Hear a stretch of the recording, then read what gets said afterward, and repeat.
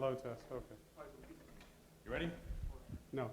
So we're going to stand up here and look pretty? All right, cool. Whew. So thanks everybody for coming for the talk. Obviously, Kevin Mitnick and myself wanted to get together and get a talk around adaptive penetration testing, which we'll be explaining a little bit here. Talk about yourself. Well, my new book, Ghost in the Wires, has just been released, and it's kind of adaptive pen testing. A lot of that in the book, albeit without authorization. So taking kind of those concepts and using kind of the same stuff today. Some of the same stuff still works, but we'll get into that later. I have a company that we do security assessments, but we take usually security assessments that are full compromise. We kind of pick and choose, so it's kind of fun. Actually, the only work for pen testing, the only work involved is actually writing the report. That's the only boring part. But the actual work of pen testing is the awesome part. And I'm learning, Dave's teaching me a little bit about social engineering. He wrote this kind of little toolkit. So Dave has taken me under his wing. Yeah. That's it. I have to say, Kevin is the #1 bug contributor to the Social Engineering Toolkit. So, I mean, he constantly uses it, and I get to fix all the bugs that I do on my horrible coding. About myself, I'm the creator of the Social Engineering Toolkit, one of the founders of Derbycon. I have a book from No Starch Press that about 15 minutes after the talk here, I'll do some more book signings over the No Starch Press booth, which is right outside, if anybody wants to purchase it, and I'll sign it and I'll customize it and give you a hug. I'm on the BackTrack development team, the ExploitDB team, although I've been kind of inactive on the ExploitDB team lately. It's Dookie's show. Exploit writer, and I'm a chief information security officer at Diebold. And I give hugs. So, I like hugs. So a brief introduction about what we wanted to get out of this talk right here is adaptive penetration testing. And when we look at penetration testing as a whole, it's becoming kind of a convoluted system that we're leveraging because there's no standardization around penetration testing. And for us, what we wanted to do is show different scenarios that we leverage in real-world penetration tests that are outside the norm. Things that you don't think of unless you're a hacker. Things that you try to do that haven't been done before that actually has a large impact on that organization. In a lot of penetration testing, I see that my clients talk to me about is they hire a company, they do scans, they use the common scanning tools, and then they package up like a 400-page report with their logo and send it over to the CSO for review. In other words, they're not actually looking for a lot. They're not looking over for the holistic vulnerabilities across the whole enterprise and being able to take several vulnerabilities that they've identified and put it together into something that's really useful. They kind of stop at identifying the single vulnerabilities, put them into a report, send it over to the client, and it's not of much use. That's not every pen testing company that does it out there, but it's a lot of them that I've encountered. Yep, and we're trying to come to a point in the security community to where we can all come together and agree on a formal methodology around penetration testing that meets all of our needs. And it requires actually having some skill to do penetration testing. That doesn't mean that you can't grow through a penetration test and become novice and grow up. But at the same time, we have to set some standards around actually performing penetration tests and defining it. And that's why the penetration testing execution standard was developed, which there'll definitely be a panel talking about that after our presentation on the penetration testing execution standard. But essentially, that standard is being released today. And it basically defines what a penetration test should be. And basically, everybody in the community came together all over the world, people from God knows where, to come together as penetration testers to say, listen, we've had enough, we want to define what this is, and this is what it's going to be moving forward. And so I look at the industry and I say, have we forgotten what we're trying to do during a penetration test? Our whole goal of a penetration test is to attack the organization and try to impact their ability to generate revenue, or try to hit them where it actually hurts. And that's what an actual attacker is going to do, right? They're going to go in, they're going to target an infrastructure, they're going to post intellectual property or steal it, ransoms, try to go after financial systems, whatever their motives are. And really, that's where we kind of need to go when it comes to penetration testing. And that's not where we're really at right now. Yeah, and I encourage people that are doing penetration testing to kind of think out of the box. Again, as I mentioned before, a lot of it is canned, or they follow a simple checklist, and they do some good work. But I like to think about thinking out of the box, looking at the enterprise, looking at the target, and figuring any way you can compromise that target through compromising physical, technical, or human factor vulnerabilities. So I kind of when we're doing our pen testing, we look at everything holistically, and then we look how to attack the target. It's kind of cool because with my company, I hire pen testing contractors, and so kind of depending on the scope of the job, then I'll hire a team kind of like a Mission Impossible team. That's where each of I didn't bring the music, sorry. Yeah, I don't have the music, but it's kind of like where the people involved are especially skilled at attacking what that client particularly has exposed. So kind of that's how I set it up, and it's been very successul. All right. And obviously you have something wrong. I mean, we're seeing an elevated number of breaches that are occurring. These statistics are taken from privacyrights.org, but if you look at from 2008 to 2011, there's exponential growth on companies actually receiving breaches. And some may say, hey, we might be getting better at detection elements. Well, generally speaking, and that was from Forrester, around 70% of them had been in breach for several months or years without actually knowing that they were actually compromised. And so you'd think, with the industry growing larger and larger and larger, we would actually start to be able to stop some of these exposures and actually start to stop some of these attacks. However, what we're seeing is it's not really happening. And in fact, I know some old colleagues I used to work with. When they would compromise, a target, the target would not get them out for years. I mean, once you get in, it's extremely difficult to get the attackers out of the network. I mean, depending on their sophistication. But I've known guys that have been in for like a decade. So. Ouch. Yeah, a decade. And so we look at our spend as far as Gartner goes, and year after year we continue to increase our spend when it comes to security. We buy those shiny products, right? And while those products are great and they absolutely can assist in building your security program, you have to look at your foundation first and what that really is. So we spend more money on protecting our infrastructure and we buy the latest technologies to protect against the 0 days, right? And yet we still see these guys running amok, right? Yeah, and these guys, didn't use super sophisticated exploits, right? Like the LulzSec team, I think some of them used, basic SQL injection, and then their DDoS tools. Not super sophisticated. Anonymous, I think they recently compromised one of BART's websites, again through simple SQL injection. So it's not rocket science. So why were they effective? Because there's a lot of low-hanging fruit out there. I mean, how long has SQL injection been around for? 13 years? Yeah, years. And there's some in the industry that actually argue that pen testing is not valuable. I think like Marcus Ranum, Right. argues that pen testing is invaluable, and I don't agree with that. I think if these entities actually had tested their security ahead of time, probably LulzSec or the anonymous crew wouldn't have got in, right?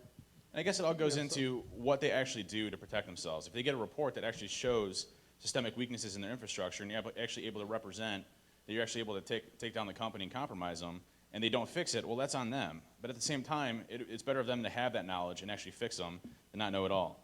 Well, it's interesting because several companies have hired us to do security assessments, and we package up the report, we find their vulnerabilities, and then what happens is they hire us next year to do the same thing. So what do is we pull the old report, and you know what? 90% of the stuff isn't fixed because the only reason they're doing the security assessment is for compliance. They have to comply, whether it's SOX, GLBA, HIPAA, whatever. And so it's interesting because some companies don't seem to really care much about security. They would just really care about complying. And so this is how we build our security programs. It's true, right? We don't want to know because we're scared. We tuck our heads in the sand and we hide from it. And we fear these guys. I mean... Hey, but those guys actually were kind of cool because I actually because of their activities, I have 3 new clients. So thank you, LulzSec. Thank you, Anonymous. Business is good. Yeah. We're the only industry that I know of where we can keep increasing our budget, keep increasing our expenditures, keep increasing our capital expenditures, and continue to get worse. And actually, Justin Niepon, if he's in the audience here, he actually proved that that's not actually accurate. Weathermen are the first, and we were second. So I guess we're the second industry that I know of that continues to get worse. So this brings us to our point. We believe that penetration testing is partially the answer to fix the problems that we see in the security industry. And without knowing where your exposures or your risks are at, you're not going to be able to protect or defend against them. And that's why we came out with adaptive penetration testing. For us, security breaches are the best thing that could ever happen to a company. I mean, take a look at Diebold. Obviously, the first thing that comes to mind, we sold these things off in 8 years ago or something like that, and they continue to be in the news. And what that did for us, though, is it really put security into our entire company. I mean, our CEO loves security. He looks at it as an enhancement. I get budget, I get people, I am able to actually protect the organization. I'm able to do what I need to do in order to actually protect the organization. And albeit we didn't suffer a significant breach, it hurt us. We experienced significant pain as a company. And a company is generally not going to move on security unless they experience pain. In fact, how we get clients is there's fear in the media because of recent attacks, and also we get clients because they've been compromised. So then they go, oh shit, we got to do something about it, and then they hire us to do security assessments or code reviews.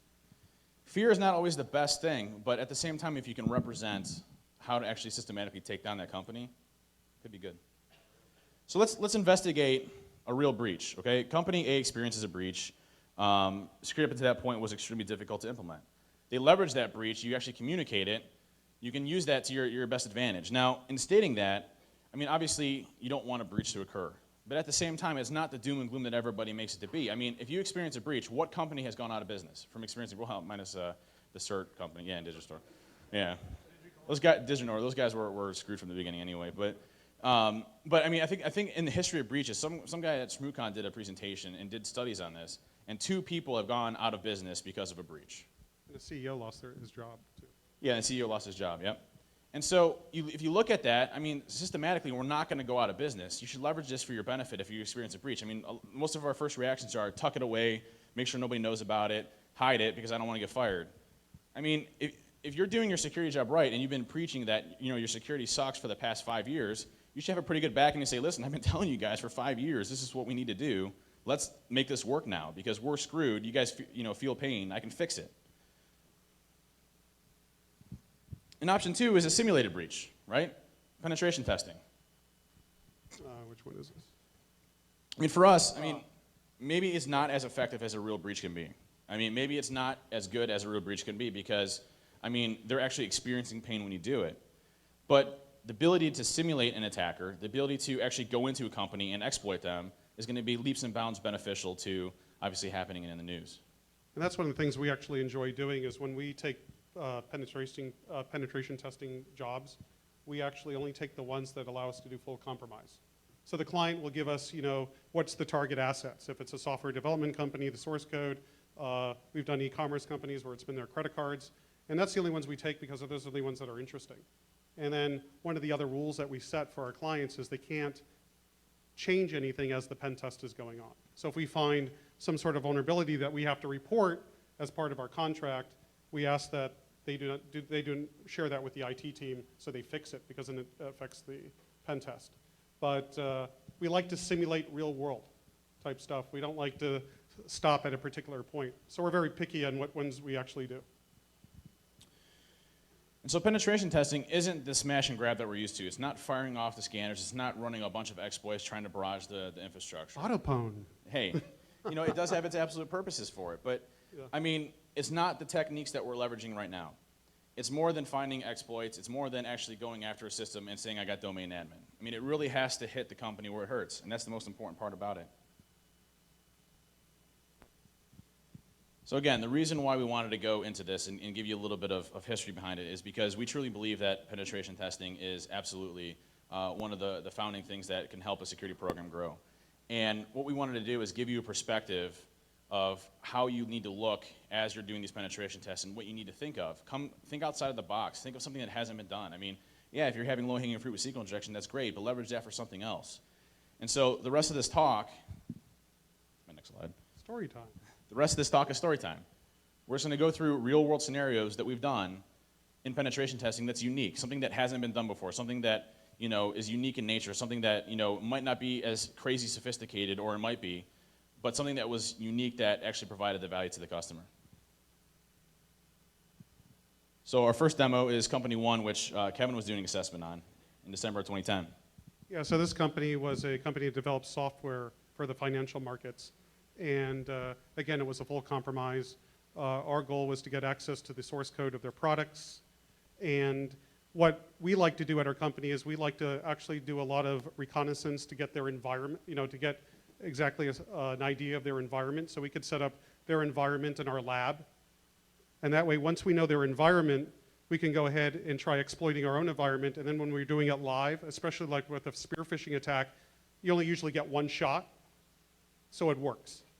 So we're very meticulous at setting up the exact systems, using VMware, so we have the exact environment. And how do you get, like for example, when you're targeting a company and you want to get around the AV, what do you hear about? What typically people do is they'll use social engineering to call up the company, call an employee to find out what AV they're running. I don't do that. I do it more passively. There's only a handful of AV companies, right? So I'll call the AV company, pretending to be the client, saying, hey, we want to purchase more licenses. Let me talk to sales. And then I'll give my company name, and they'll look it up. They'll be happy. They want to make a sale. So that's how I will determine who the AV company is that's providing, providing the software.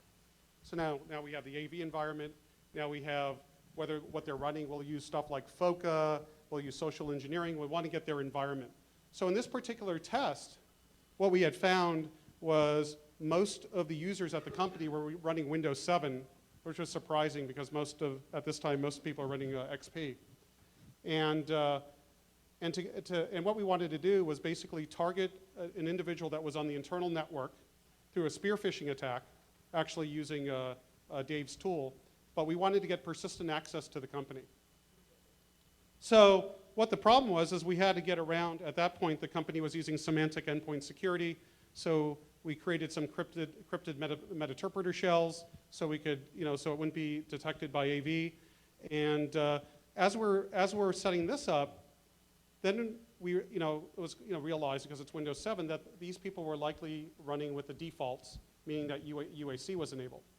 So started doing some research on bypassing UAC and found that this, forgot the gentleman's name. Do you remember the guy? Andrew something? Or I don't remember. It was like prestigious something. Did some research and found that some guy had found a workaround to bypass UAC.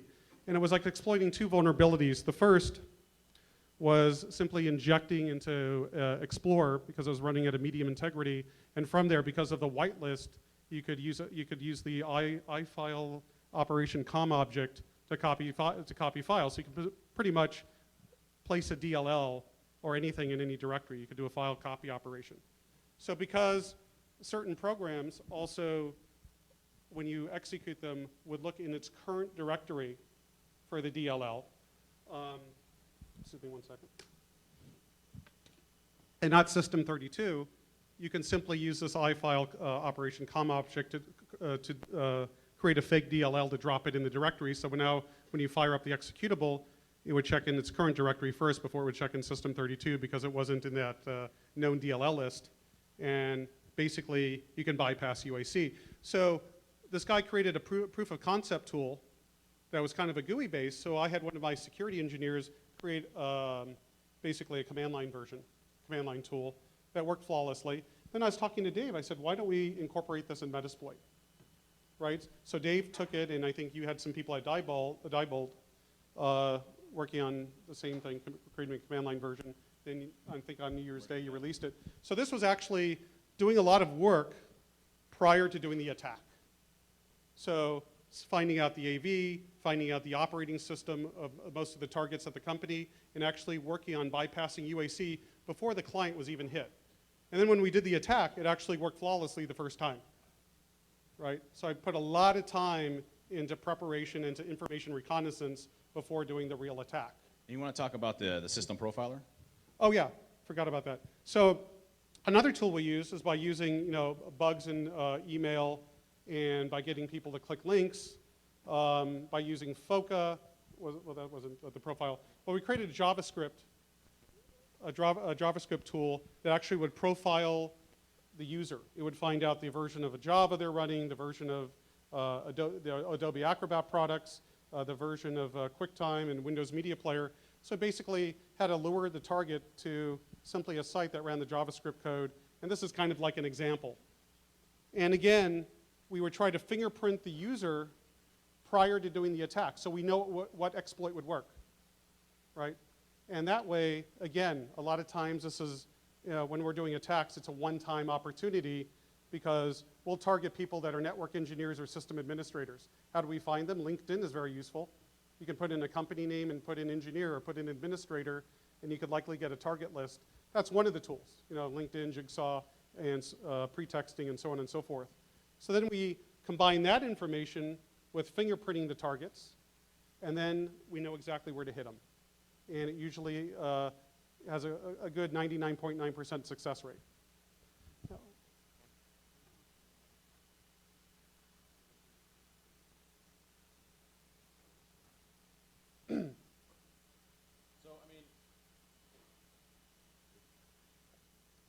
So at this point, I mean, Kevin at this point had customized interpreter shells that were AV bypassed using encryptor, and was able to basically target Windows 7 fully patched systems, and then from there try to go in and target the systems itself. And so at that point, I mean, if you want to talk about the actual compromise, and at this point, I mean, you had the chance to either pivot or go further. Well, I got a chance I could pivot on the user's workstation and not bother bypassing UAC to target stuff on the inside. But instead, I wanted to have persistent access into at least one person's desktop so I can go, keep going back. And so I wanted to do something that was quick because spent so much time on the prep part of it and the research and getting everything working in the lab. I just wanted to expedite it. I could have sent an email and waited for somebody to go forward with the email, but instead I used SET in this, on this occasion with the the Java applet attack, and then simply called the user calling the target, pretending to be somebody on the inside of the company that needed to test on the staging server, and basically just gave him the URL of where SET was running. Java applet pops up, and the guy and I said, they say, well, I got this applet popping up. Oh, just click OK. Don't worry about it. It's all in staging. It's all in testing. And then exploited them immediately, rather than waiting. So again, it was just calling them up again, a telephone social engineering exploit, calling them up on the phone, having them click the Java applet. That way, it was done. And we created an automated script. Once they clicked the applet, uploaded the interpreter shell, set something up in scheduled tasks that ran the encrypted interpreter shell every 30 minutes, and that way, it was a persistent connection into the target. And so what I'm going to show you here is a demonstration of that actual bypass using the Social Engineering Toolkit and the Java applet. What I'm going to show you is the new version 2.1, which has been in development now for probably the past 3 months. I'll talk a little bit about the new features later on, but there's some wicked stuff coming out. I'm also going to be talking about something that I did, which is currently being reviewed by the EFF because I don't want to get sued. So once that's actually okayed and cleared and I got the backing, I'll definitely release it, but I'll talk to you about what that is. And so to launch SET, command line, and I'll zoom in a little bit so you can see, is probably, is that better? And so we have SET here, and in the new version of SET, I've incorporated BackTrack, which is a tool that I came out with a few years ago that was really popular around automating of penetration testing. I've recoded BackTrack completely from scratch using a lot more better programming tactics. BackTrack was my first Python program, which I don't think I used one comment code in there, and it was just a hodgepodge of code. So since I've actually matured in my age in programming, I've actually commented the code and wrote things that are actually multi-threaded and used the functions and reuse code and stuff like that, which was relatively unique for me. So that's now incorporating a new version of SET. And so we select the social engineering menu, and we're going to go to the website attack vector. We're going to select the Java applet attack method, and for me personally, the Java applet attack vector is by far the #1 most popular attack that I leverage during an attack. Reason being is I no longer really have to attack a browser bug or an Adobe bug or a Flash bug. I mean, when I'm going and exploiting those, you have maybe a small percentage of that actually being successful unless you did a ton of reconnaissance ahead of time. The Java applet attack leverages trust. It's not an exploit. It's not a bug. It's something that leverages trust of how Java is actually designed. And so we're going to go ahead and clone a website, and we're going to do Gmail. And it can be any website you want to. And what SET's going to do is it's going to go pull that website down, rewrite the web page, set up a fake web server, custom compile a bunch of stuff, do a Java applet, and then so on and so forth. And in one of the earlier versions that I released, I think it was 1.7, I incorporated what's now called the set interactive shell, which is a completely custom interactive shell that's similar to what you would expect from Metasploit or Meterpreter, but specifically customized and designed for set. And each time a new payload is deployed, it does a randomized cipher key exchange of AES-256. So you have AES-256 communications going back and forth each time. It randomly compiles it and obfuscates each individual time to get around signature-based detection. And it has a bunch of tools built into it. And so we're going to select that. We're going to listen on port 443, and it's going to do everything for us. And so now we have everything listening here. And I'm just going to grab my IP address. I think it's 129. But yeah, 129. And so I have UAC on here. If you can see, it's set to its default value. This is a relatively recently patched Windows machine. Comes out every 2 days, so. So we're going to go to 129, and it's going to load the Java website for us. And it looks just like Gmail. And funny enough, and I'll talk about this right now, but if you see here, you know, say someone's like, oh no, I don't want to click on this, and I hit cancel, and they go to type it in. Can't type it in, I hit cancel again. Oh, I accidentally hit run. Okay, so then it actually executes it. It's what we call the Java repeater. So it continuously, as soon as you hit cancel, it repops up, cancel, repops up. They can't even type their email. They can't even close the browser unless they kill it through Task Manager, so it's really annoying as hell. And so they're just going to click run regardless because they want to get the thing off of the screen. They have no idea what the hell's going on. And so as soon as they hit run, it redirects the victim back to the legitimate website. So I clone Gmail. As soon as I hit run, it redirects them back to the legitimate site, and everything looks like it's normal. Now, one thing that's kind of cool, and this is what I'm working with the EFF about, which hopefully it's okay. It's gonna be cool though.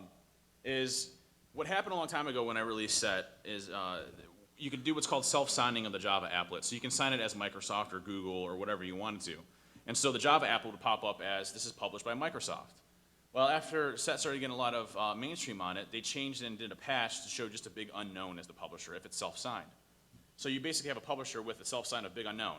Now we saw from statistics, it literally impacted Set 0. So we still have a 99% success rate when sending this. But at the same time, it wasn't good enough for me. And so what I did was, I looked at how you actually get a valid certificate from the different variety of code signers. And so I registered a company in the state of Ohio, and then I bought a code signing certificate. And the name of that is Verified Publisher.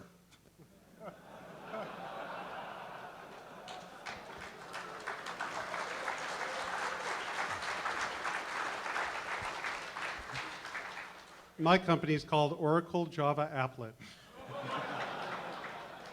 This is better. It's a C Corp.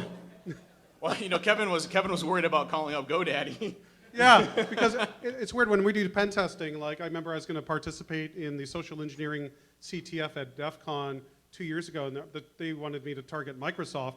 So I registered MicrosoftTest.com, MicrosoftThis.com, and then I got a call from GoDaddy going, Mr. Mitnick, we realize we just found out you registered these Microsoft domains. Is there anything we can do to help you? I go, no, everything is fine, thank you. But they actually took it upon themselves to call and check, because maybe I'm on their list. What's he going to register today? And so, I mean, and the proof of this, I mean, the reason why we wanted to do this is, the way that we do these type of attacks, I mean, it cost me $30 to register an LLC in the state of Ohio. It cost me an additional $200 for a code signing certificate. Do you think an attacker is going to do that if they really want to target an infrastructure or company? I mean, the process that you have to do it takes literally about 5 days. And it's not of hard work, you just submit the paperwork, which kind of sucks. And then you submit it in, it comes back after the governor gets his chance to sign it. And then you go to a website, you fill up some automated forms, you fill some things up. You have to put a fake website, so I got a fake website out there. But that's also even if it's spending $1,000, it's worth it if you're doing a real attack. Yeah, and obviously beneficial if you want to actually go and target a company. So it makes it absolutely more believable.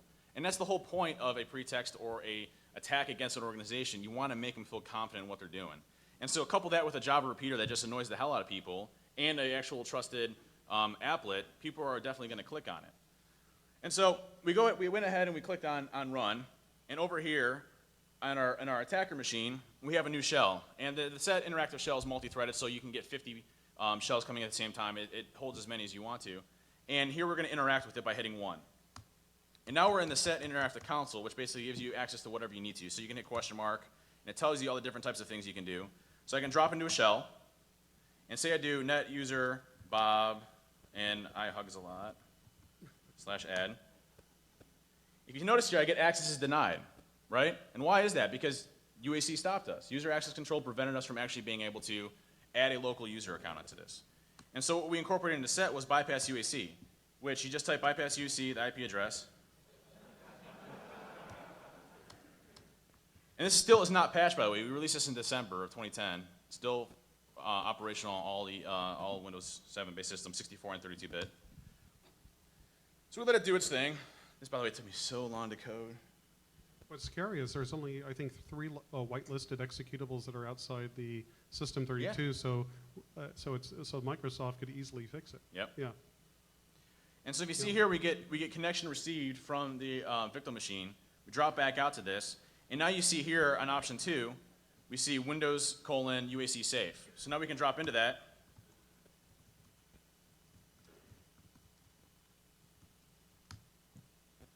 And we completely successfully bypassed Windows UAC. You know what's interesting with your tool is I'll do I'll have a speaking engagement, I'll demonstrate Java applet, and I'll leave it run, and then I get busy, and then I'll fly home, and then I'll go there, and I'll realize like 6 or 7 people, not at the conference, connected to the site and actually executed the Java applet. Just random people on the internet. You know, it's They're not happy. It's amazing. I should let it run for like a year and see what happens. I don't want the feds knocking on my door. Never mind. And my point isn't to cover all the tools here, but I mean, it has a lot of things like list running processes, execute things. You can do SSH reverse tunneling, so you can tunnel a port based on the internal port, reverse it back so you can connect to it locally. So if you want to tunnel RDP or things like that, it's got kill processes, reboot, local admin, domain admin, grab system, so elevate your privileges of system, keystroke logging, keystroke dumping.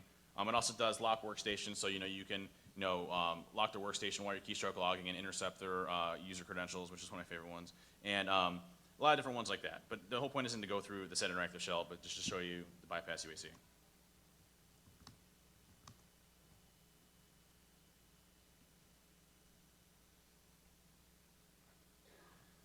So lessons learned from this. What did you learn from this attack? From UAC?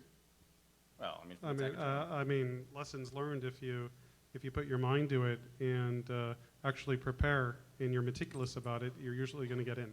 Yeah, Kevin by far is one of the most meticulous people that I've met. I mean, before he goes into PenTest, for me, I'm kind of like a hack job. So I'm like, oh, this is cool, this will work, and kind of figure out things and I kind of do it. Kevin's like 100%, this has to work, or else I failed.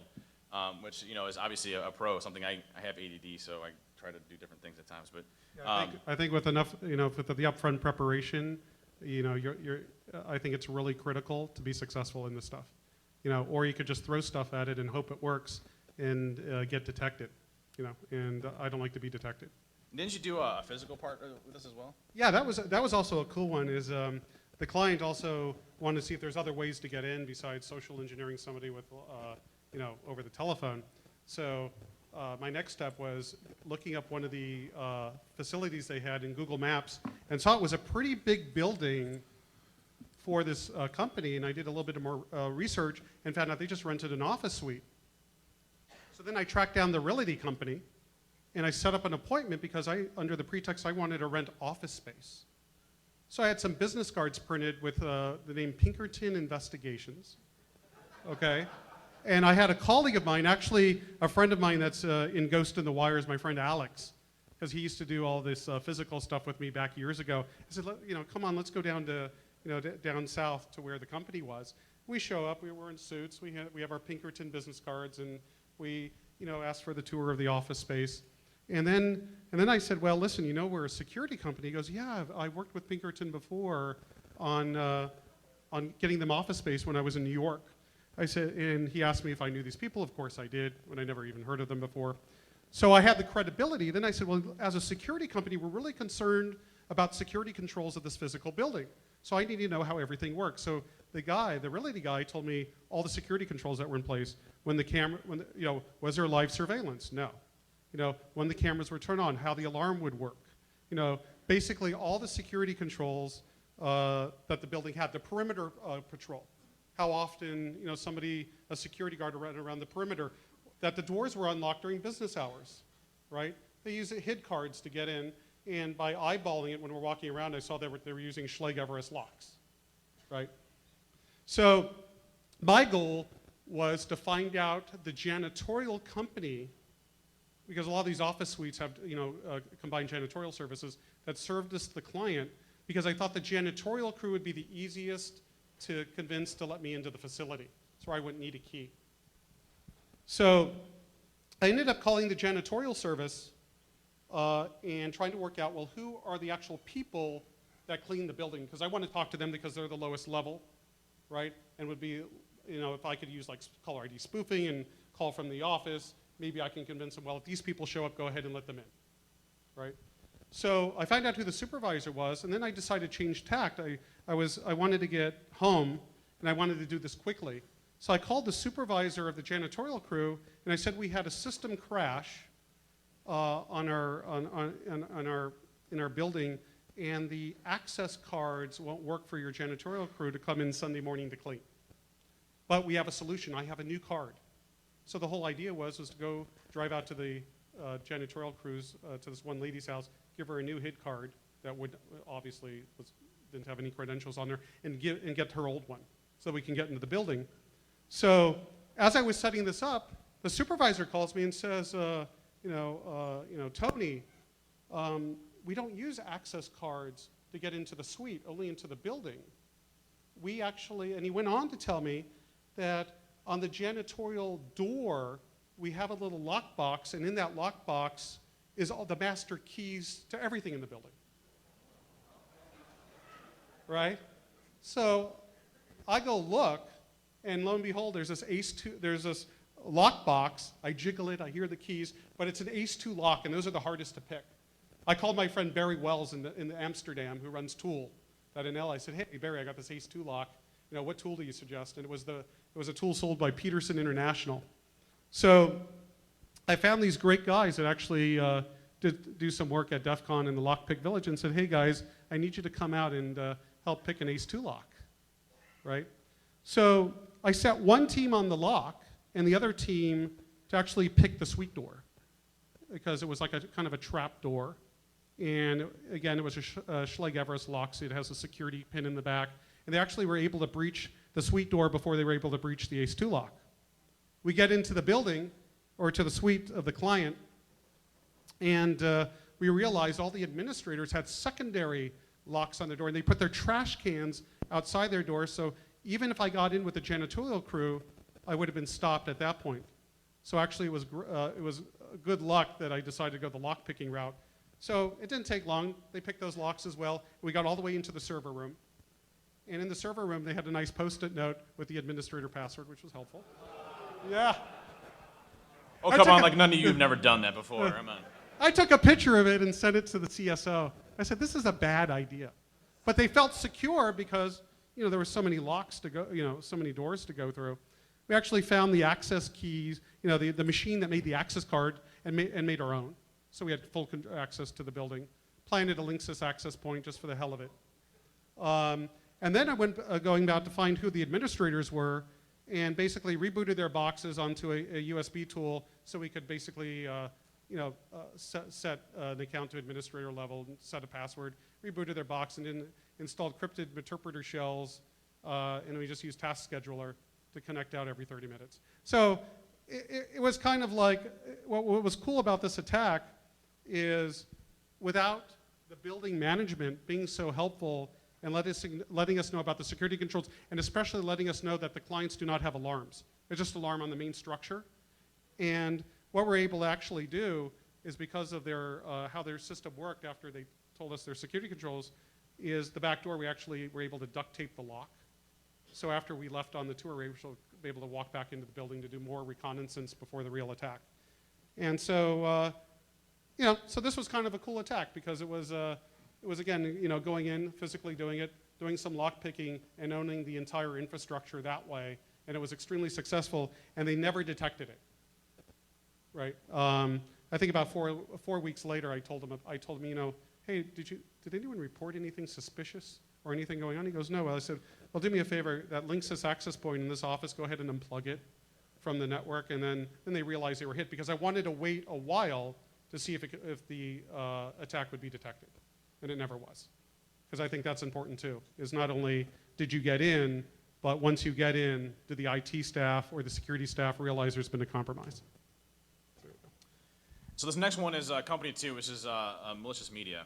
And this actually happened, there we go. This actually happened this month. It was an engagement that I was working on. It was a Fortune 1000 company, and customer requested to deploy malicious items through the parking lot. So we've gotten those assessments before, right, where the customer wants us to drop malicious USBs or DVDs in the parking lot and see how many people pick it up.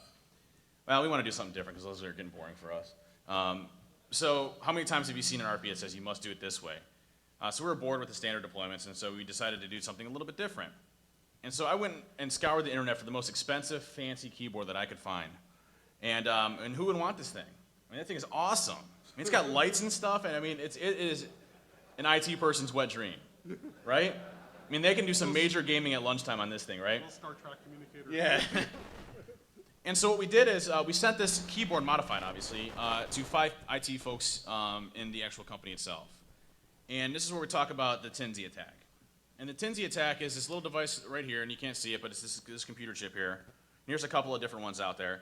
And I have to give a special shout out to Josh Kelly, because his research that he's done on WinFig 98 has been instrumental in a lot of stuff that we're doing here. And he's also got a talk on Sunday where he's going to be releasing some extremely cool stuff that will literally blow your minds of what you can do with this. So Josh, no pressure. And what we did with this is we recoded the keyboard itself to do an inline attack. So essentially, when you hit a key on the keyboard, the Tinsy detected it and then propagated that key out. So we can actually start to detect when someone's actually there, right? And so what happens is, when it doesn't detect somebody there, it moves the pixel of the mouse up 1 and to the left. And so you don't notice it on the screen, but it keeps the screensaver active. So after about 2 hours of inactivity, you know that person's not there, and you can drop your malicious payload onto it.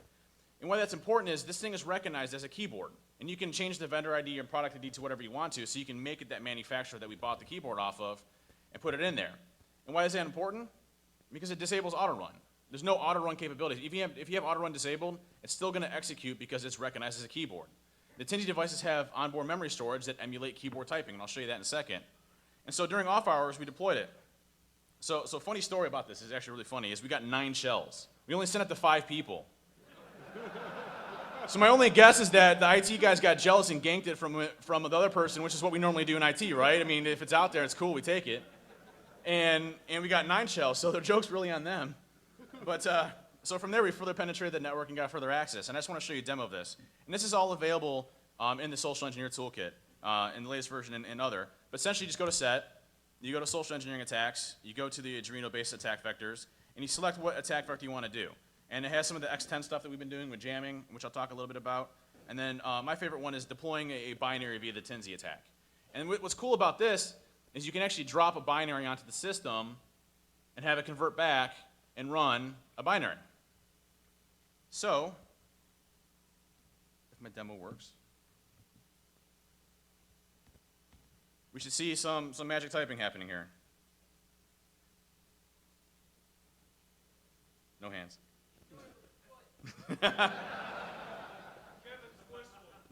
Kevin's whistling.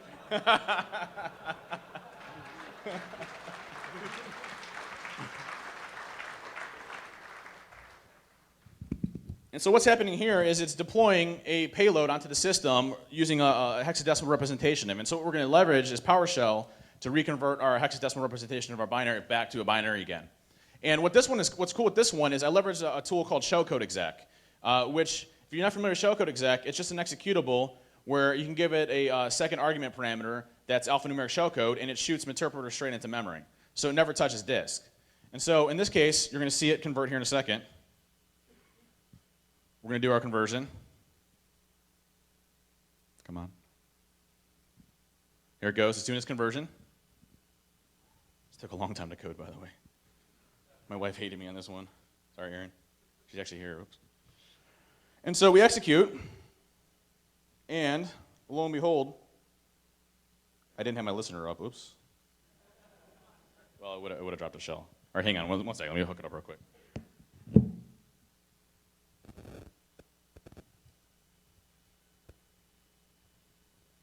So right now it's generating the alphanumeric shellcode. It's going to stage everything into hexadecimal representation of it. It's going to create the PD file through Arduino, and this is what it actually looks like over here. So you can see the Arduino stuff right here. So this is all the code that it's doing. And then we're going to do this one more time. Sorry. That's what happens when you forget to do stuff. I remember when we were testing this, and I was testing this on this, what was it, an Acer 1? Yeah, and the timing on this thing was like crazy. And so Dave and I, had to spend like a few days with the timing on it because it was just like funky. Yeah. On slower computers, we ran into the issue that it was typing up way too fast for the actual computer to handle. And so, and usually I have that problem on whenever I'm typing, so can't handle me. But, in this specific case, we ended up working it out and getting the timing down right and everything. But, essentially what you can do with this, and what's cool is we did a modification to the Tinsy device, which I don't have one on me right now.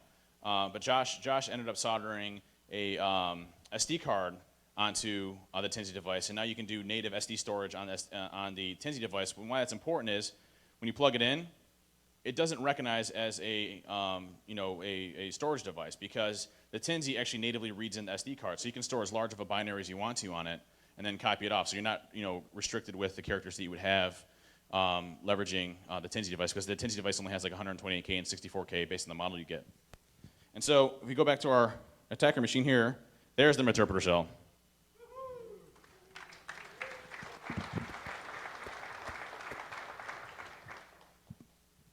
Yeah, that's right. Like it.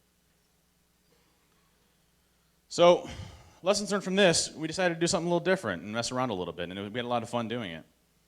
And so we only have a little bit of time, so you want to fly through this one? This is the external wireless and penetration test. Oh, yeah. So company had us do a wireless security assessment, but also was a web app assessment. And through SQL injection, we were able to breach the external web servers. And then using a tool, who wrote that white paper on the tool? We were able to export the private RSA keys. Jason Geffner. Jason Geffner wrote a white paper. And based on this white paper, actually had some code that he released that lets you export the private keys to the certs. So he basically stole the web server cert. And because this company was running, I don't remember the Cisco product off the top of my head. It was one of Cisco's wireless products. Basically, what we realized is since they had their own CA, they loaded their own CA. They loaded their own cert onto this Cisco device, or actually onto the box that was doing the authentication.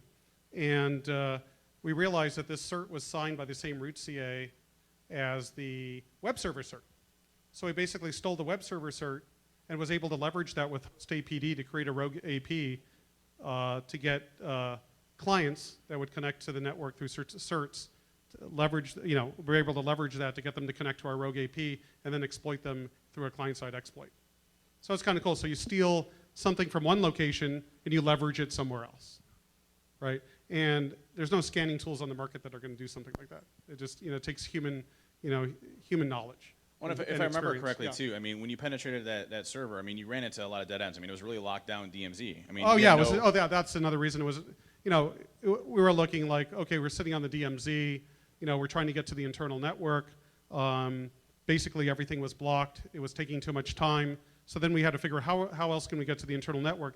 Then we thought, well, let's just steal the cert and the private keys, create a rogue, and then have clients associate to it. And it worked. And it was very simple. A little bit of debugging, but it was easy. Yeah. Company 4, this is for power lines. At DEF CON, we released a talk called PenTesting over power lines, which leveraged an attack against home automation systems and controllers around X10 devices, as well as broadband over power lines and stuff like that. And so we're doing a physical penetration test against an armed guard facility. And when we started doing reconnaissance over the systems, we basically took pictures of the camera systems, people entering the systems itself, and looked at the brand names, and there were X10-based controllers that they were leveraging for the system. So they're basically using power lines to communicate those devices over and start transferring data over on those different routes. And so they were leveraging them over the power lines. And what we decided is to be kind of unique on this. And so after researching the brand names, we decided to attack X10-based controllers and see what we can get with it. And so we started doing some work, and this is, I have to give a shout out to Rob Simon because he really was instrumental in creating all of this. And he's also got a talk on Saturday, I believe. Is it Saturday or Sunday? Anyways, look up Rob Simon. It's on the schedule, going over the research that we did on this because it's really phenomenal. But here's the X10 kit that we were leveraging with, and Rob basically was testing this device right here, which you can see here. I have these lights going on right here, and this is the actual device itself. So you can turn it on and off with different things. It's home automation, right? Same thing that these security systems were leveraging. And so we decided to create a jammer to jam the devices so that if we were going to go into the facility and start attacking it, they wouldn't be alerted to any type of alarms or camera systems. Everything would be basically blacked out. And so we started with an Adreno-based device, and we started going a little bit slower, a little bit smaller. And so Rob started modifying the TW523, which is this device right here, basically. So we started soldering it into the home automation device. And we're not any type of electrical engineers whatsoever. And so we fried that one Tinsy and many more until we finally figured out what we were doing. And all in all, we had a product that we ended up fixing, which was this guy right here. And essentially, this device right here is what we call the blackout jammer for X10. And it is a modified Tinsy-based device. So the Tinsy is actually shot into here, and you can program it based on this. But what you should see here is if you were able to go to an external plug on the outside, we even talked about creating a light bulb that actually worked because you can leverage the power lines off of that. Plugging this in and jamming all of the signals through X10 so they wouldn't be able to communicate. And so if you look here,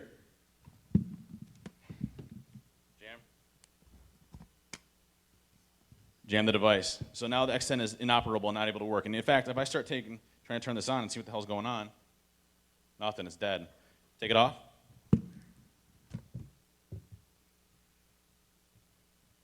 Pops back on.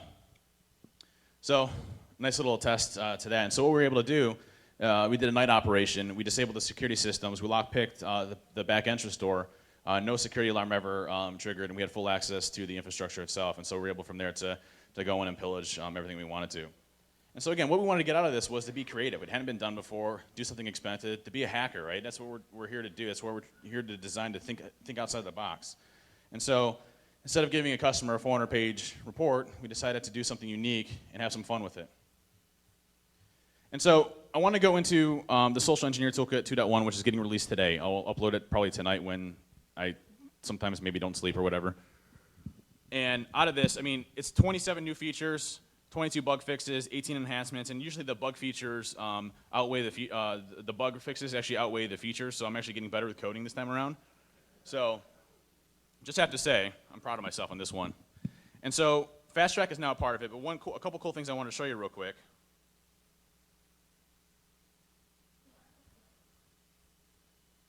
Oh, God.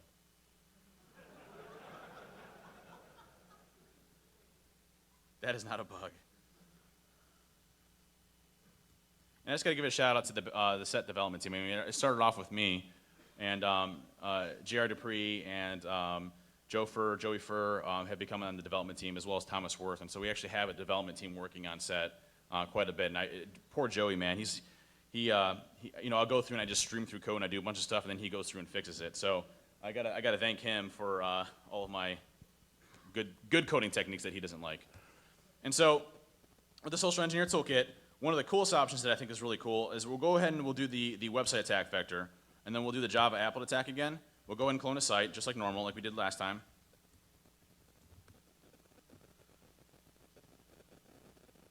And a new option now is option 13, which is shellcode exec alphanumeric shellcode dropper via the Java applet. And why that's important is I rewrote the Java applet to now drop a interpreter stage that shoots directly into memory through alphanumeric shellcode and never touches disk. So we no longer have to worry about antivirus anymore. And so the options you have a reverse interpreter, reverse TCP, you have reflective injection, a reverse HTTPS stager, and you also have the standard reverse HTTP stager as well. So you can use either one of those. All of them work now. And so it's going to go ahead and generate it for us. We're not going to create another payload to target. And by the way, the Java applet targets Linux, OS X, and Windows, so no one's safe. Love you guys in the Macs. Just kidding. I know, I love Macs. So we go ahead and do the Java applet thing again. It loads Gmail. We already know this routine. We don't want to hit cancel because it jacks us up. We hit run. Redirects back, and now we got an interpreter shell. AV, no need to worry about AV. That's one of the features. One of the ones that I did a long time ago was the MS SQL breeder, which is one of my favorites. And so, obviously when you install SQL, you have the capability of having a SA password if you use mixed mode or just SQL authentication. And one of FastTrack's flagship attacks was this type of attack where you actually go after an actual SQL server. And so this supports CIDR notations, this also supports single IPs, but I guarantee if you're going through a large customer, you will always find a blank SA password. So just scan, look for it.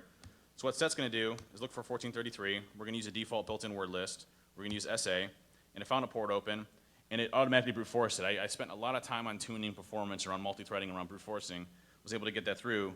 And you can see on number 1, we have 192.168.235.131 with username SA, password 123. We drop into that, and we can either leverage Windows PowerShell or use a Windows debug conversion, which will basically take our binary out. And it looks really cool, too. I'm going to show you. I love this stuff. And so it's going to go ahead and do interpreter. It's going to encode it, do all that stuff. And now it's going to deploy our initial stager, which is all going through MS SQL at this point in time. And so this is hexadecimal representation of SQL, or of our initial stager payload. And why this is important is with Windows debug, you have a 64K restriction. An interpreter shell is going to be a lot larger than that. And so what we did, actually Scott White wrote this a while ago, is it will actually take a stager payload that essentially just reads in raw hex and writes out binary. And so we can essentially bypass the 64-bit, 64K restriction on Windows. And so now it'll go ahead and trigger the payload. And now we got an interpreter shell.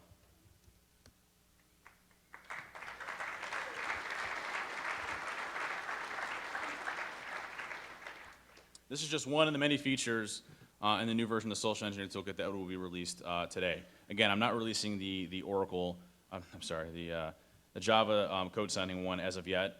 It is definitely there. It's ready to go.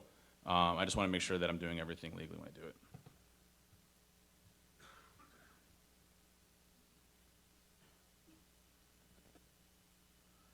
So, what we really wanted to get out of this talk was, again, just to make yourself think creative. You know, think outside the box when you're doing these penetration tests. Do something unique. Do something that hasn't been done before. Do something fun. I mean, you know, the traditional scan and exploit type penetration tests are not doing any type of value. It's not what we were designed to do as a field. So, in leaving that, I mean, Kevin, do you have anything you want to say? No, I mean, no, I really enjoy doing it. I mean, I encourage people to think creatively, be innovative. You know, we do use scanning tools, but that's like kind of initial footprint type stuff. Like I'll use a scanning tool, a very popular one, I'm not going to mention the name. It's a company that offers these type of services, and that's really just to do an Nmap, you know, just so I can run Nmap using their service and look for anything, like any low-hanging fruit, but that's like kind of the very initial stages of a security assessment, very initial stages, and then we go and go on from there.